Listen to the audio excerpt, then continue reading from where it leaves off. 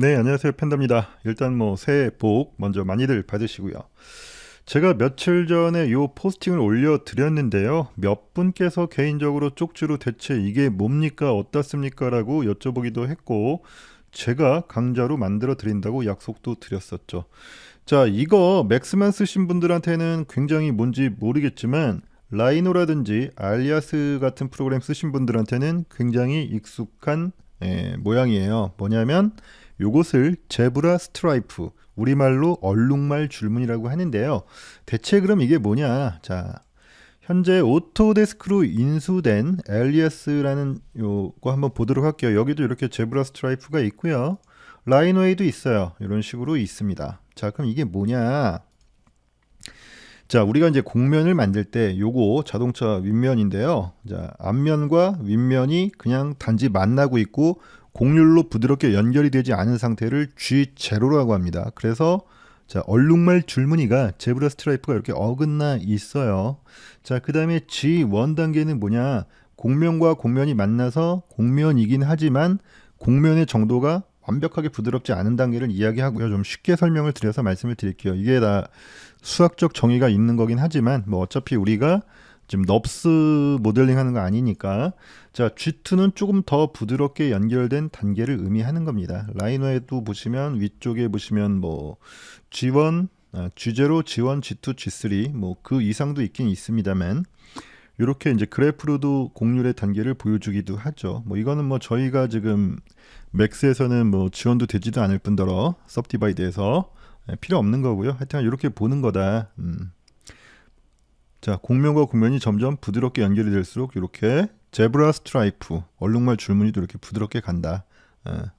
그것만 이해하시면 되고요. 잠깐 좀 말씀을 드리면 곡해하실 수 있을 것 같아서 이렇게 말씀드리니까 그러면 넙스 기반의 프로그램이 곡면 모델링이 있어서 섭디바이드보다 더 짱 아니냐라고 생각하시는 분들이 있는데 절대로 아니고요. 예를 들자면 짜장면과 짬뽕 같은 거예요. 아, 내가 어제 술 많이 먹어서 좀 칼칼하게 땡겨 그러면 짬뽕이 그때 더 적합한 거고요.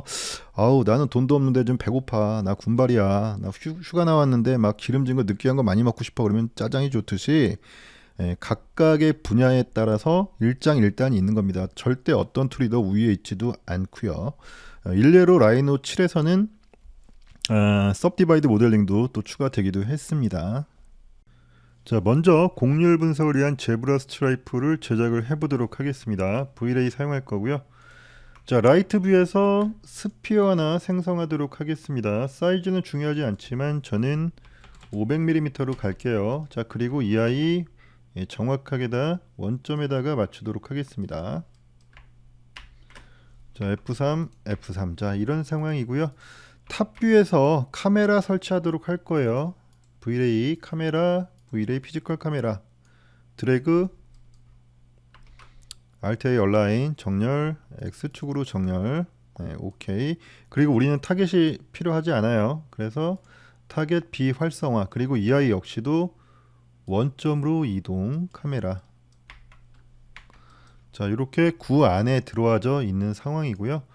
일단은 구에다가 우리가 이제 매핑을 할 거예요. 라이트 머티리얼 사용하도록 하겠습니다. V-Ray 라이트, 왜 안 나와? 예, V-Ray 라이트 머티리얼 어사인. 자, 그리고 텍스처는 뭘 사용할 거냐? 그라디언트 램프 사용할 겁니다. 그라디언트 램프. 자, 그리고 여기다가 라이트에다가 연결. 그리고 이 텍스처가 노출과 상관없이 있는 그대로 나오게 해주는 옵션이 있죠. 컴펜세이트 카메라 익스포저. 굉장히 중요한 옵션입니다. 자, 일단은 활성화 해주고요. F3 카메라. 안 보이는 이유는 뭘까요? 자, 구가 안쪽으로 뒤집어져야겠죠. 그러면 노말 모디파이어 적용해 주시고 플립 노말하면 이제 카메라 쪽에서 보이게 됩니다. 자, 그리고 그라디언트 램프가 여기 매핑이 된 게 뷰포트에서 보이게 하는 옵션은요. 라이트 머티리얼 가셔서 쇼 리얼리스틱 머티리얼인 뷰포트를 활성화해 주시면 보여야 하는데 버그 같기도 하고 왜 그런지는 모르겠어요. 이렇게 안 보여요. 그리고 다시 들어가 보면 활성화가 안 돼 있고요. 여기도 Show Shaded Material in Viewport. 아무리 눌러도 이게 활성화가 안 됩니다. 그래서 버그 같습니다. 컴팩트 머티리얼 에디터로 바꾸시고요. 방금 적용한 아이 가져오신 다음에 여기서 이렇게 눌러주시면 그제서야 이렇게 매핑이 된 게 보이는 그런 문제가 좀 있어요. 다시 슬레이트 머티리얼 에디터로 가시고요. 자, 이 아이를 스트라이프로 만들어야 되니까, 줄무늬로 만들어야 되니까 솔리드로 바꾸도록 하겠습니다.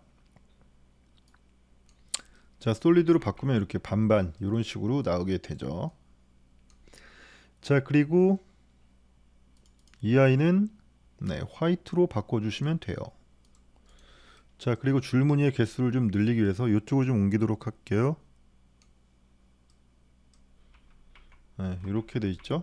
여기서 이쪽으로 타일링을 한 10까지 한번 올려보도록 하겠습니다. 자, 이렇게 되면 이제 줄무늬가 된 건데요. 조금 문제가 있어 보여요. 자, 뭘까요? 자, 이렇게 모이는 부분이 굉장히 여기가 지글지글합니다. 그 이유는 왜 그러냐면 스피어의 세그먼트가 모자라서 그래요. 그러면 128, 이 정도 올리면 조금 나아지고요.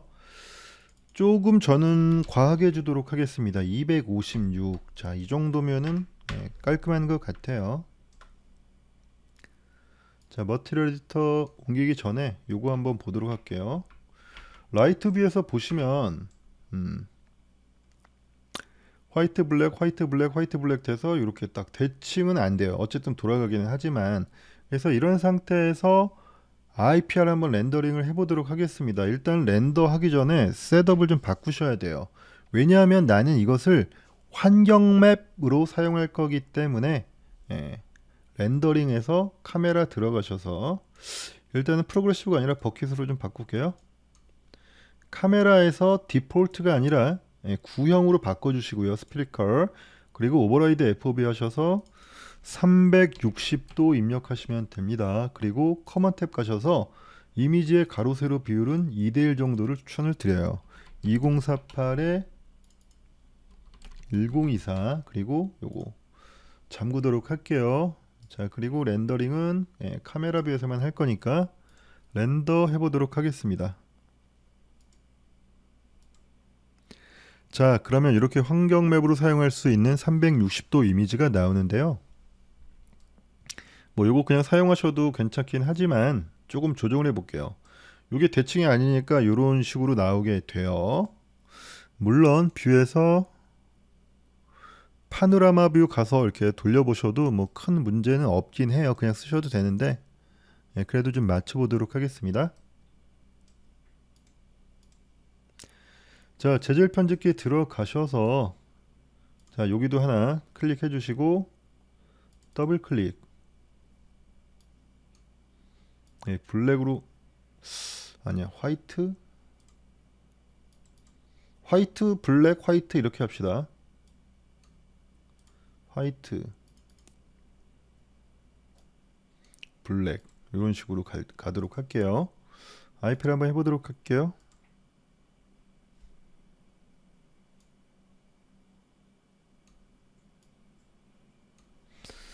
자, 이렇게 갈 건데요. 아니다. 화이트 블랙 이렇게 가자. 네, 변덕이 죽을 끓는군요. 자, 이거 블랙으로 하고, 여기도 블랙으로 가고요.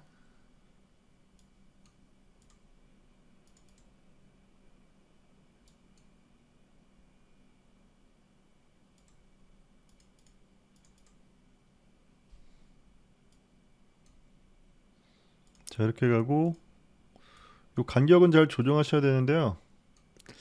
자, 요 간격을 정확하게 똑같이 해주시는 게 좋아요. 여기 보시면 이제 위치가 나오게 되는데, 오른쪽 마우스 에디트 프로퍼티 가셔서 포지션은 30 이렇게 해주시고, 여기 UI 여기도 30 와야 되니까 70 정도 오면 되겠네요. 70. 자, 요거는 뭐 여러분들 취향 따라 가시면 되고요. 개수를 좀 증가시키도록 하겠습니다. 한 20개. 저는 뭐 20 정도 이렇게 하도록 하겠습니다. 자, 스탑. 이제 최종 렌더링 하도록 하겠습니다. 렌더. 자, 이렇게 되면은 되는 거예요. 간단하죠? 제가 이거 만드는 방법을 왜 말씀을 드리냐면 경우에 따라서 여기다가 뭐 빨간색, 파란색 이렇게 컬러를 넣는다든지 아니면은 요 조밀도를 더 원하시는 대로 더 조밀하게 하시고 싶은 경우도 있고 그렇기 때문에 이 만드는 방법에 대해서 설명을 드렸고요. 자, 요거 그냥 저장 뭐 JPG 정도로 저장해 주시면 됩니다. 자, 4개의 유사하게 생긴 구가 있는데요. 잠깐 와이어프레임 좀 보시고 설명드리도록 하겠습니다. 기본 스피어의 32세그먼트고 이 아이는 64세그먼트. 자, 이 아이는 기본 32세그먼트의 터보 스무스 이터레이션 1단계고요. 자, 이 아이는 토폴로지라고 하는데 구조가 보시면 박스에다가 스피어 파이 터보 스무스 얹은 거예요.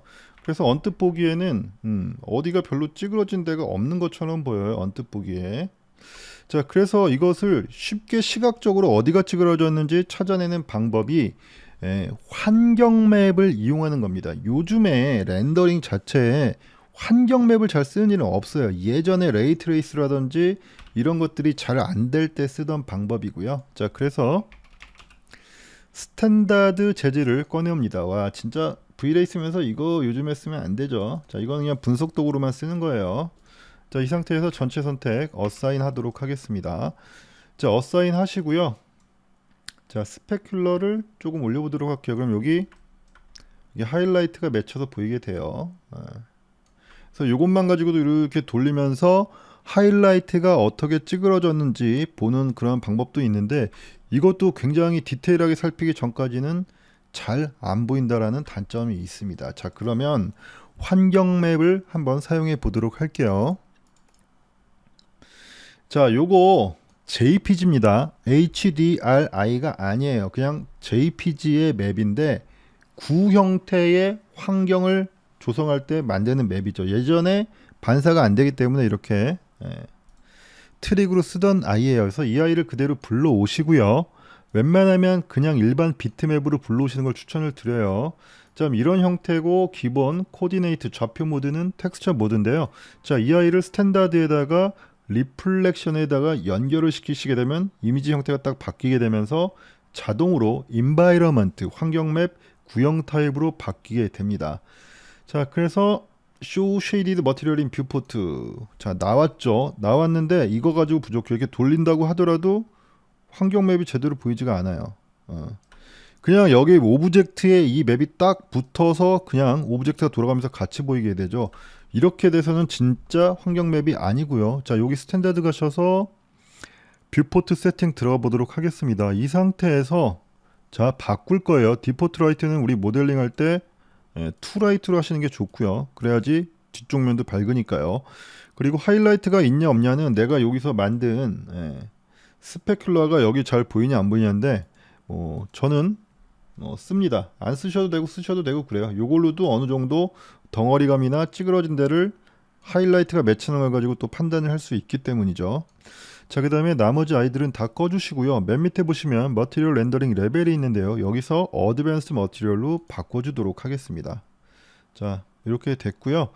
자, 그러면 스탠다드 모드가 바뀌었다. 그럼 요거 자주 쓸 거기 때문에 저장을 하셔서 이름을 적어 놓으시면 돼요. 저 같은 경우는 미리 저장을 해놔서 제브라라는 모드를 써놨어요. 그래서 이렇게 굳이 안 만드시고 한번 만들어서 저장해 놓으시면 유저 디파인드 가셔서 제브라 이렇게 하시면 돼요. 똑같은 거죠.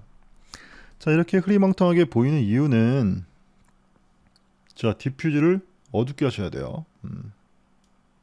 이런 식으로. 자, 그럼 이제 반사 맵인데 반사 맵이 이제 이렇게 움직여 보시면 이 오브젝트에 붙어서 돌아가는 게 아니라 고정이 되어져 있죠. 환경은 고정되어 있고 얘가 물체가 돌아가기 때문에 이렇게 보여요. 요게 좀 잘 시각적으로 판독이 안 되시는 분들은 티팟 같은 거 만들어서 자, 티팟이죠. 티팟에다가 환경 맵이 있는 스탠다드 머티리얼 이렇게 넣어보시면 훨씬 더 자, 이렇게 보이시죠? 진짜 레이트레이스 반사는 아니지만 쉐이더에서 반사가 되는 것처럼 이렇게 보여주는 거죠. 그래서 여기가 찌그러졌다라고 하면은 이 반사가 왜곡돼서 보이게 되는 겁니다. 자, 이런 거죠. 반사 맵. 자, 그러면 이 반사 맵을 일반 사실적인 이미지를 넣으면 그래도 좀 찾기가 어렵겠죠. 그래서 이것을 뭘로 하냐? 방금 전에 제작한 제브라 스트리퍼 아니 좀 싸구려 농담 좀 해보려다가요 너무 아저씨 같아서. 자, 이 아이도 불러왔죠. 기본적으로 불러오게 되면 텍스처 모드긴 하지만 자 리플렉션에다 연결하면 자 이렇게 되면서 구형 맵으로 바뀌게 되죠. 자 show shaded material view 하시면 자 이렇게 움직여 보시면 이게 이렇게 환경 맵이니까 자 이렇게 반사가 되는 게 보여요. 제가 맨 처음에 말씀드렸죠. 가다가 뭐 띠 끊어지거나 각도가 세지거나 그러면 곡률이 깨졌다라는 거죠. 자 기본 스피어 32 특히 이 모이는 점에서 많이 문제가 생깁니다. 이건 뭐 경험론적으로 아는데 자 여기서는 곡률 퍼펙트 합니다. 당연히 이것도 더 퍼펙트 하겠죠. 문제가 없어요.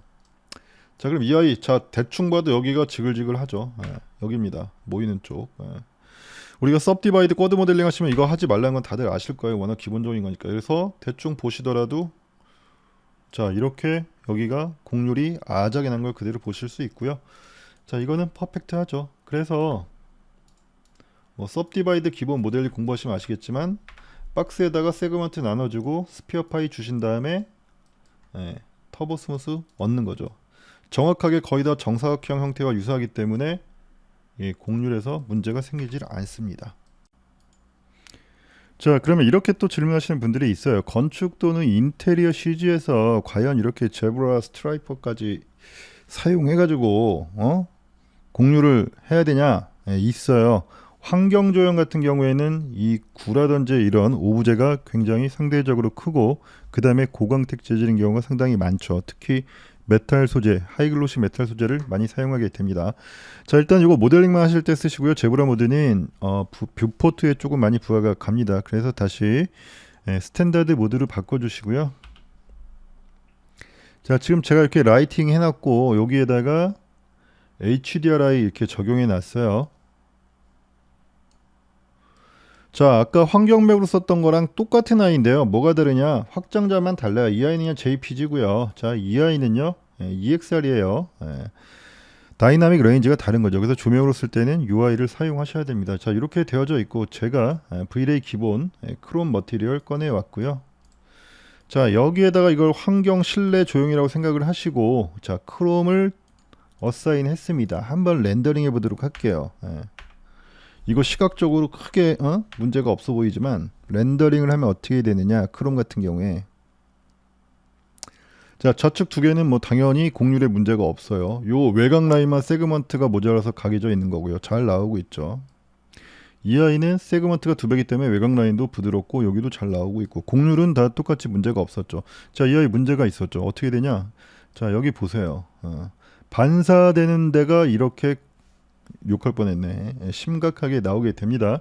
만약에 여러분들이 이게 환경 조형물이다 라고 하면은 심각한 문제가 발생을 한다는 거죠.